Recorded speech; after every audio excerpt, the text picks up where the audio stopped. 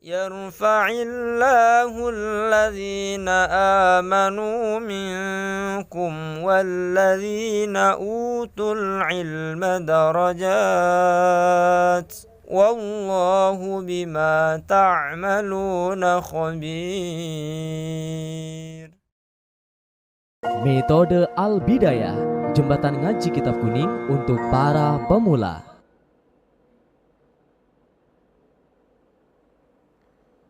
Bismillahirrahmanirrahim. Assalamualaikum warahmatullahi wabarakatuh. Alhamdulillah, pada kesempatan malam hari ini kita bisa melanjutkan kajian rutin kita tentang teori dasar ilmu nahwu yang insya Allah pada kesempatan malam hari ini kita akan menjelaskan tentang al-jawazim atau amil-amil jazm. Namun sebelum kita melanjutkan kajian kita tentang masalah itu, marilah terlebih dahulu kita membaca Al-Fatihah bersama-sama dengan sebuah harapan agar Allah memberikan kemudahan dan kelancaran kepada kita semuanya. Al-Fatihah. A'udzu billahi minasyaitonir rajim. Bismillahirrahmanirrahim. Alhamdulillahirabbil alamin, arrahmanir rahim, maliki yaumiddin, iyyaka na'budu wa iyyaka nasta'in. Ihdinas siratal mustaqim, siratal ladzina an'amta 'alaihim ghairil maghdubi 'alaihim waladdallin. Untuk mereview ulang bahwa kita sudah masuk pada pembahasan tentang fi'il mabni dan fi'il mu'rab. Sebelum membahas tentang fi'il mabni mu'rab, kita sudah mendasari para pemirsa dengan konsep hubungan antara amil dan ma'mul. Konsep mabni dan konsep mu'rab tidak memungkinkan untuk kemudian kita ajarkan sebelum kita memberikan pemahaman dan penjelasan tentang mabni dan konsep amil dan ma'mul. Sebuah kalimah ketika dimasuki oleh amil akan berubah harokat huruf akhirnya ketika kalimah tersebut termasuk dalam kategori mu'rab. Ketika termasuk dalam kategori mabni, maka ada atau tidak adanya amil tidak akan memiliki pengaruh atau efek terhadap perubahan harokat huruf akhir dari sebuah kalimat itu, gitu ya. Jadi kalau seandainya kita kemudian mencoba untuk melakukan pemetaan tentang pembagian fiil yang tiga itu, fiil madhi, fiil mudhari, dan fiil amar, sudah kita tegaskan bahwa fiil madhi itu mutlak mabni, tidak ada kemungkinan mu'rab. Fiil amar itu mutlak mabni, tidak ada kemungkinan mu'rab. Fi'il mudhari' ada kemungkinan mabni, ada kemungkinan mu'rab. Kapan fi'il mudhari' itu mabni? Kalau seandainya fi'il mudhari' itu bertemu dengan nun taukid dan nun niswah. Kapan fi'il mudhari' itu mu'rab? Kalau seandainya tidak bertemu dengan nun taukid dan nun niswah. Ketika kondisi fi'il mudhari' itu mu'rab lebih disebabkan karena tidak bertemu dengan nun taukid dan nun niswah, itulah kemudian konsep tentang amil, ma'mul, hubungan amil dan ma'mul itu masuk. Itu semacam itu. Ya. Jadi ketika fi'il mudhari' ini sudah masuk dalam kategori mu'rab, fi'il mudhari' ini misalnya, ini sudah masuk dalam kategori mu'rab, maka dia terpengaruh oleh amil. Konsep amil menjadi penting untuk kemudian diperhatikan. Amil ini tidak mungkin kemudian memiliki dampak apapun kalau seandainya fi'il itu bukan termasuk dalam kategori fi'il mu'rab. Ketika yang dimasuki amil adalah fi'il madhi, saya ulang-ulang ini, ya, karena kita memang targetnya pemula. Ketika yang dimasuki amil itu adalah fi'il amar, yang itu mutlak mabni. Ketika yang dimasuki amil itu adalah fi'il mudhari' yang bertemu dengan nun taukid dan nun niswah, maka amil ini tidak mungkin mempengaruhi. Amil nasab tidak akan memaksa, tidak akan mampu memaksa kalimat fi'il yang mabni untuk kemudian dibaca nasab. Begitu. Amil jazm misalnya tidak mungkin misalnya mampu mempengaruhi fi'il yang mabni untuk kemudian dibaca jazm, dan seterusnya. Jadi yang memungkinkan untuk kemudian dipengaruhi oleh amil adalah terbatas pada kalimat fi'il yang mu'rab, yaitu fi'il mudhari' ketika tidak bertemu dengan nun taukid dan nun niswah. Itu semacam itu. Kita kemarin sudah menjelaskan, coba disorot di sini, sudah tentang amil-amil nasab, yang itu kita secara umum ada 10 macam. Di mana 10 macam itu kemudian memungkinkan ada ulama, meskipun tidak kita bagi, tidak masalah sebenarnya. Ya, ada yang membagi menjadi dua. Ada ya amil-amil yang menasobkan fi'il mudhari' dengan dirinya sendiri tanpa ada bantuan an. Ada amil-amil yang menasobkan fi'il mudhari' yang dimasukinnya itu bukan karena dirinya sendiri, tapi karena ada bantuan an. Ya kan?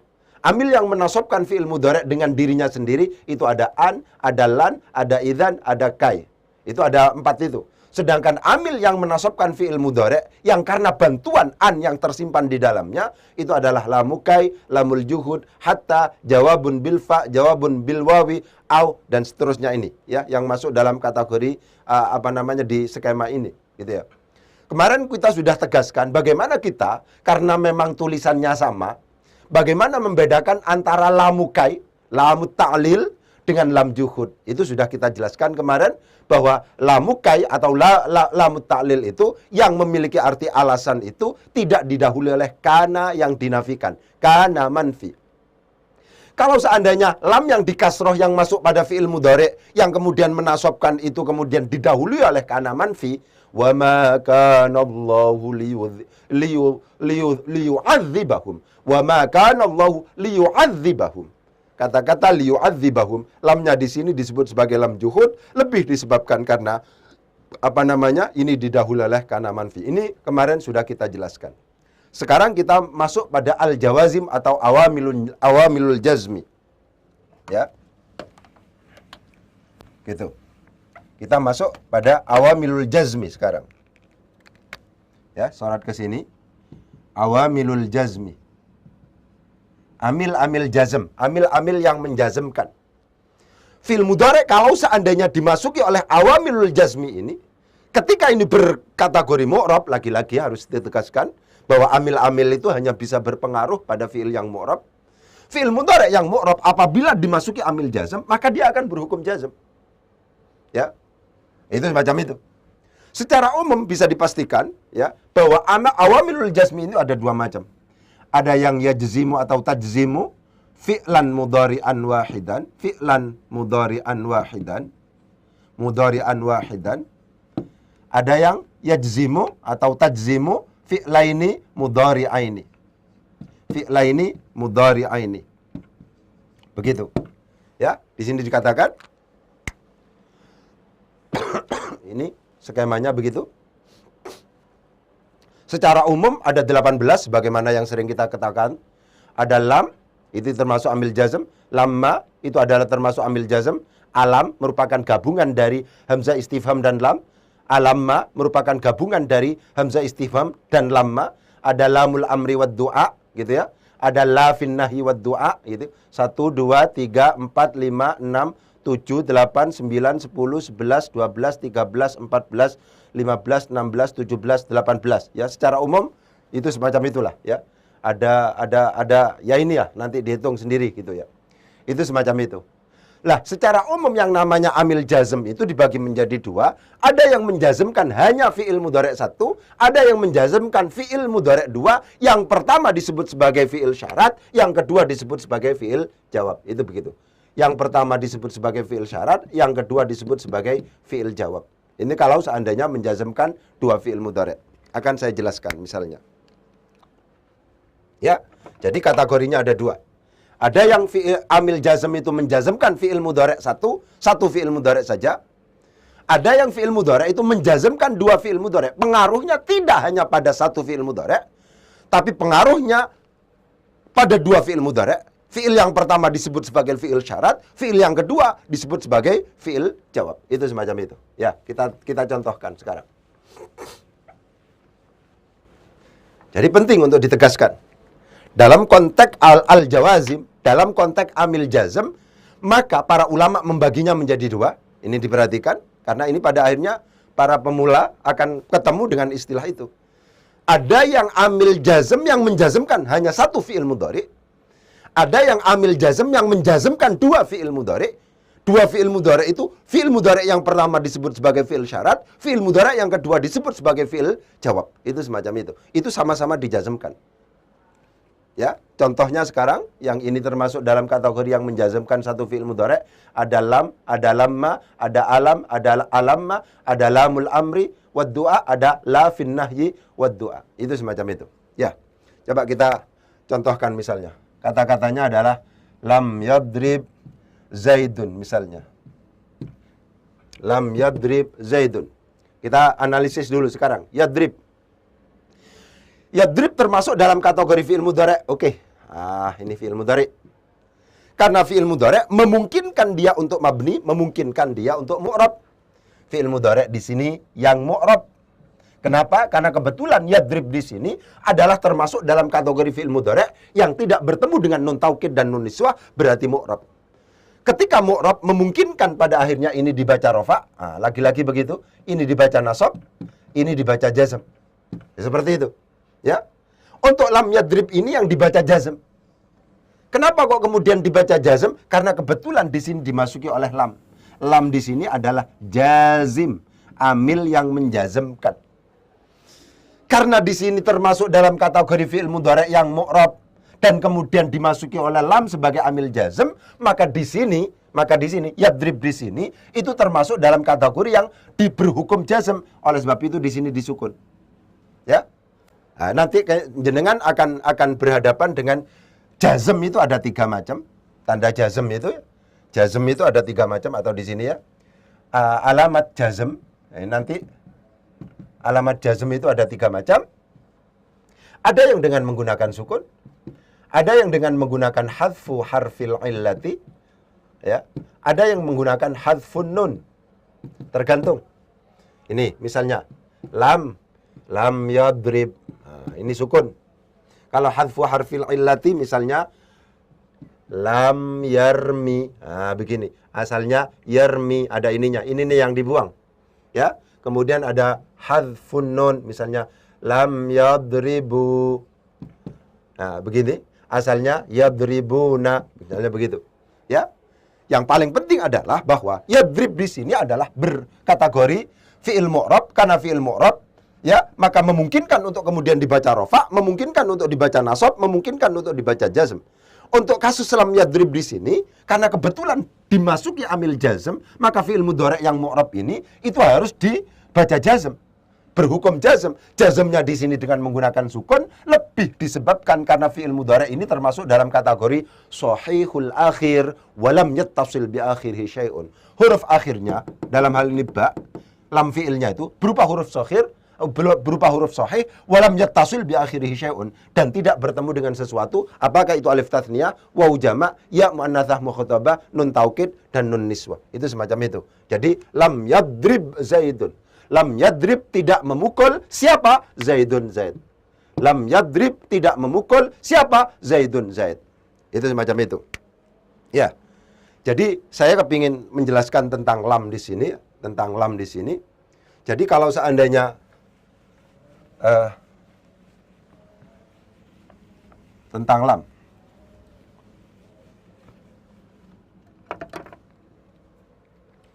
Tentang lam ini. Tentang lam. Kalau seandainya kita baca lam yang itu masuk pada fi'il mudhari, ini banyak namanya.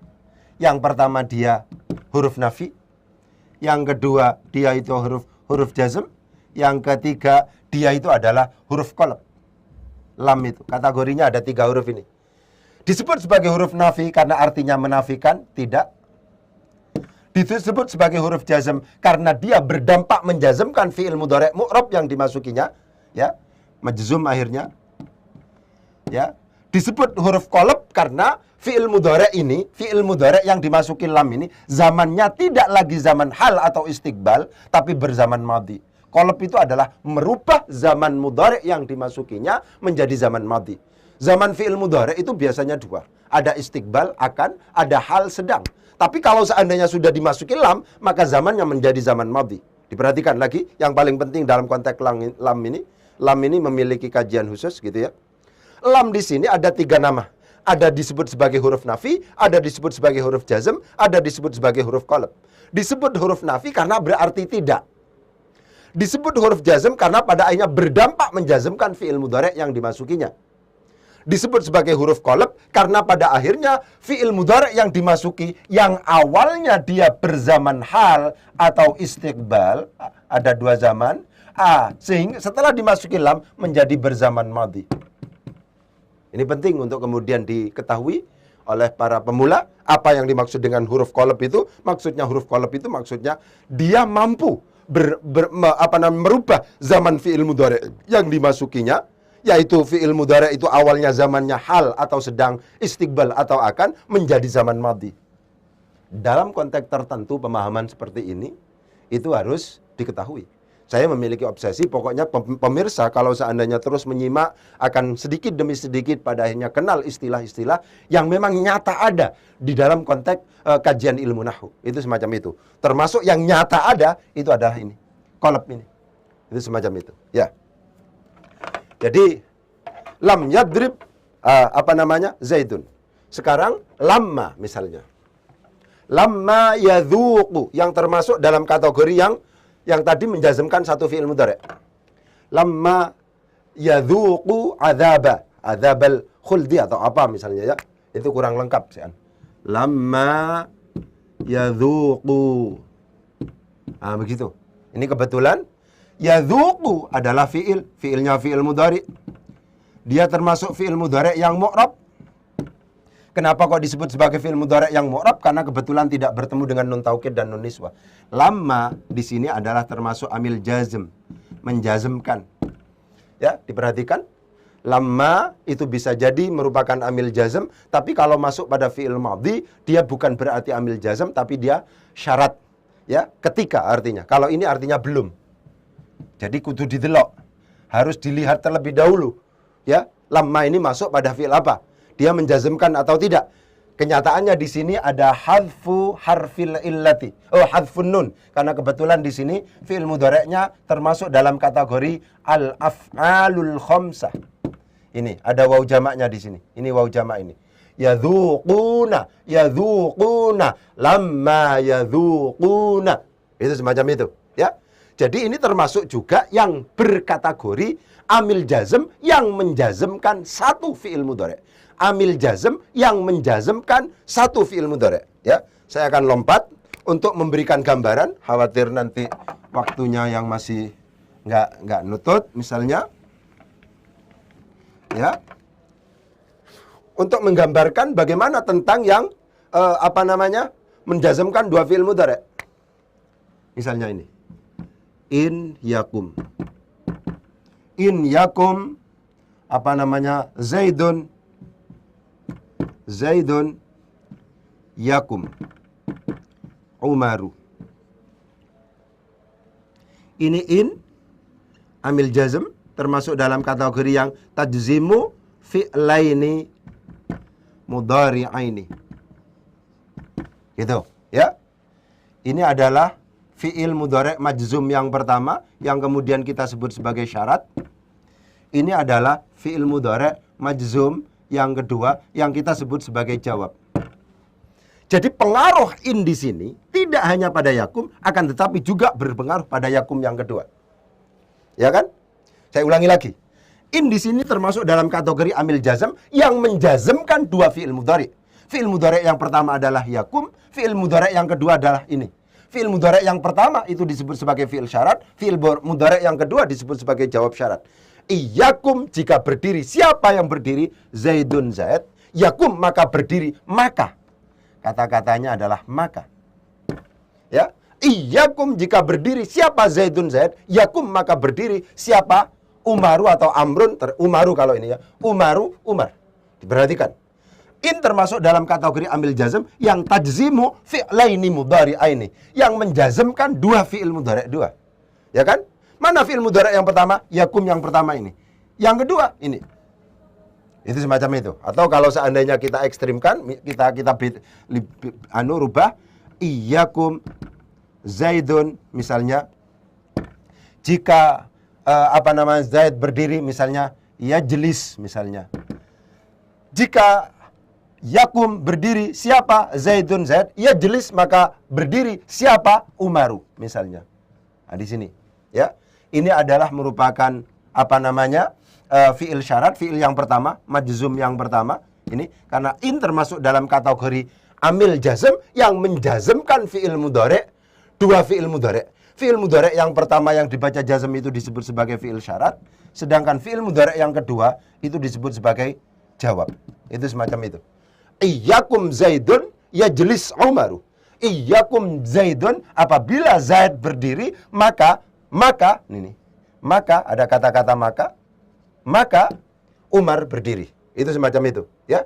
Jadi yang penting untuk kemudian ditegaskan dalam konteks pembahasan amil jazm ini, ada hal yang penting untuk dikenalkan untuk pada para pemirsa yang ada di rumah, bahwa amil jazm dikategorikan menjadi dua. Apa saja itu? Amil jazm yang menjazmkan satu fi'il mudhari'. Ini lam, lamma, alam, alamma, lamul amri wad du'a, lam fin nahyi wad du'a. Ya, itu semacam itu. Kemudian ada yang menjazmkan dua fi'il mudhari'. Itu semacam itu. Ya. Kemudian in, ma, man, mahma, idma, ayyun, mata, ayyana, aina, anna, haitsuma, kaifama, idza fi syi'ri khassatan. Itu adalah termasuk dalam kategori amil-amil jazm yang kemudian menjazmkan dua fi'il mudhari'. Fi'il mudhari' yang pertama disebut sebagai fi'il syarat, fi'il mudhari' yang kedua disebut sebagai fi'il jawab. Itu semacam itu, ya. Contohnya ma taf'al af'al. Saya contohkan. Ma taf'al af'al.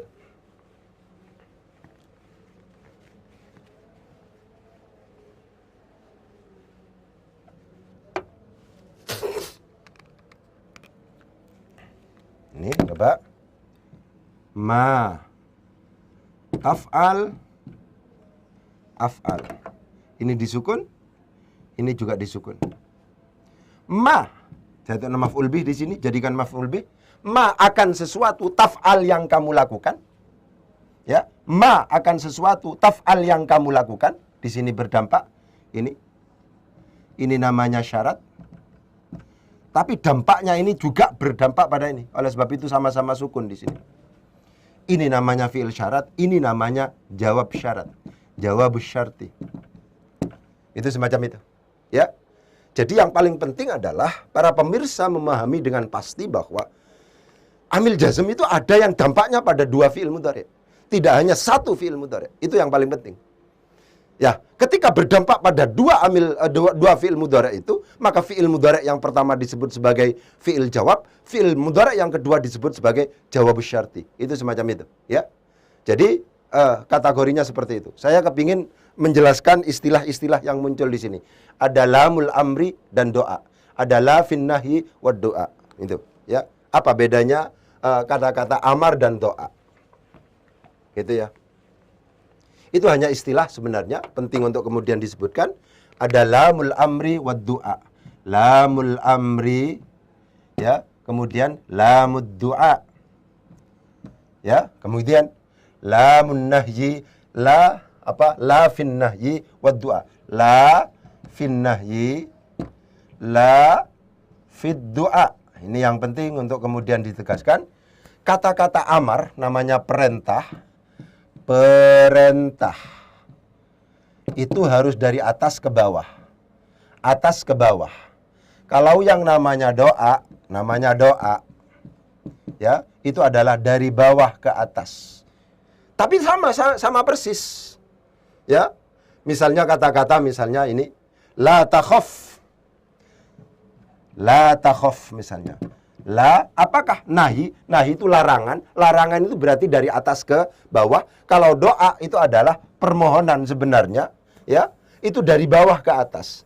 Kata-kata la takhaf, lamnya di sini memungkinkan untuk kemudian disebut sebagai la fin nahyi, memungkinkan juga disebut sebagai la fid du'a, tergantung konteksnya. Kalau seandainya dari pemimpin, dari orang yang tinggi ke yang bawah, itu namanya disebut sebagai lam nahyi. Kalau seandainya dari bawah ke atas, maka itu disebut sebagai lam fid du'a, la fid du'a. Pun juga demikian, lamud du'a, lamul amri. Kalau seandainya misalnya kata-kata liyumfiq,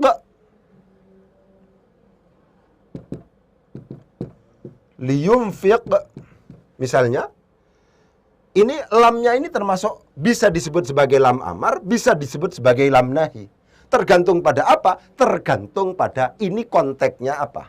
Kalau seandainya dari atas ke bawah, itu namanya disebut sebagai amar. Kalau seandainya dari bawah ke atas, ya, itu adalah permohonan, berarti itu adalah disebut sebagai lamud du'a. Lamul amri, lamud du'a, itu tergantung kepada konteksnya seperti apa. Kalau dari atas ke bawah maka disebut sebagai amar. Kalau seandainya dari bawah ke atas namanya doa. Pun juga demikian, nahi. Nahi itu memungkinkan untuk kemudian disebut sebagai doa juga. Tergantung apakah larangan itu dari atas ke bawah atau dari bawah ke atas. Itu semacam itu, ya.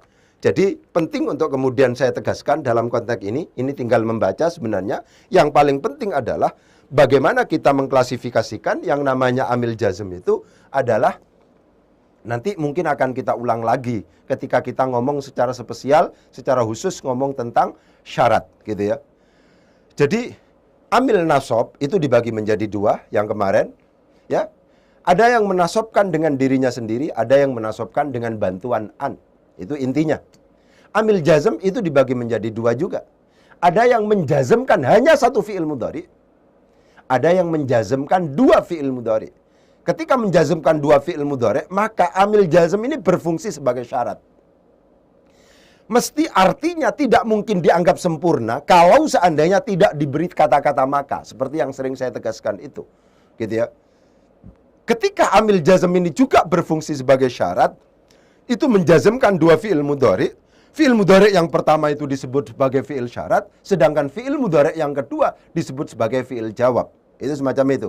Apakah fi'il syarat, apakah fi'il jawab? Kalau seandainya sama-sama berkategori mu'rab, itu berarti tidak bertemu dengan nun taukid dan nun niswah, maka di situ pasti juga terkena dampak dari amil jazm yang juga berfungsi sebagai adat syarat itu.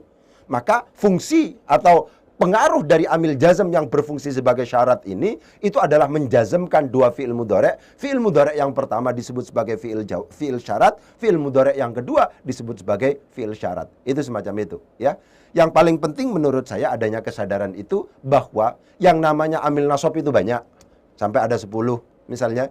Yang namanya amil jazm itu banyak, sampai ada 18 atau lebih bahkan misalnya seperti itu, ya, tinggal menghitung saja. Dan kategorinya dibagi menjadi dua. Kategorinya ada yang menjazmkan satu fi'il mudhari, ada yang menjazmkan dua fi'il mudhari. Ketika menjazmkan dua fi'il mudhari, maka amil jazm itu juga berfungsi sebagai adat syarat. Ya, adat syarat itu adalah sebuah lafadz yang artinya tidak bisa dianggap sempurna kalau seandainya tidak diberi jawaban kata-kata maka. Misalnya begitu. Jika Umar berdiri, maka. Jika Umar berdiri, maka. Itu semacam itu. Jika Umar berdiri, maka saya juga berdiri, misalnya. Ada kata-kata makanya. Kategori amil jazm ada yang semacam itu, ya. Jadi penting untuk kemudian ditegaskan. Yang paling penting adanya kesadaran gitu saja. Yang paling akhir itu adalah saya mengingatkan kepada panjenengan, ya, ilmu nahwu itu yang paling penting dihafal. Ilmu nahwu itu yang paling penting dihafal. Tidak bisa kemudian tidak dihafal, itu tidak bisa. Ya. Jadi kita harus hafal dulu. Target tahun pertama ini misalnya dihafalkan. Oleh sebab itu saya minta kepada para peserta, kalau seandainya misalnya memang memiliki keinginan kuat, dan kita akan upayakan untuk memfasilitasi, semoga kita diberi kesehatan semuanya oleh Allah, gitu ya. Sehingga obsesi kita, keinginan kita itu memang pada akhirnya bisa sempurna, gitu. Sampai pada episode yang terakhir, begitu ya. Itu semacam itu. Jadi yang paling penting itu adalah subjek pembelajaran dalam konteks teori pendidikan modern itu adalah peserta didik. Itu adalah murid, itu adalah santri, ya, itu adalah siswa. Kalau seandainya siswanya tidak semangat, maka tidak memungkinkan untuk kemudian dia mencapai tahapan-tahapan yang sudah ditentukan. Itu semacam itu. Sehingga permintaan kami atau selalu saya ingatkan, luangkan waktu khusus untuk secara istiqomah kita menghafal. Apakah itu 15 menit dalam satu hari, apakah kemudian setengah jam dalam satu hari, atau 1 jam dalam satu hari. Memang awalnya kemudian belajar begini ini akan menganggap kita mungkin kurang stabil, mungkin jenuh, dan seterusnya. Akan tetapi yakinlah kalau seandainya nanti sudah bisa mengkaitkan materi yang satu dengan materi yang lain, kemungkinannya pada akhirnya akan enak belajarnya itu. Karena kalau belajarnya itu sistematis, maka kita akan mendapatkan banyak kemudahan. Mungkin itu yang bisa saya sampaikan. Kurang lebihnya mohon maaf. Wabillahi taufiq wal hidayah. Wassalamualaikum warahmatullahi wabarakatuh.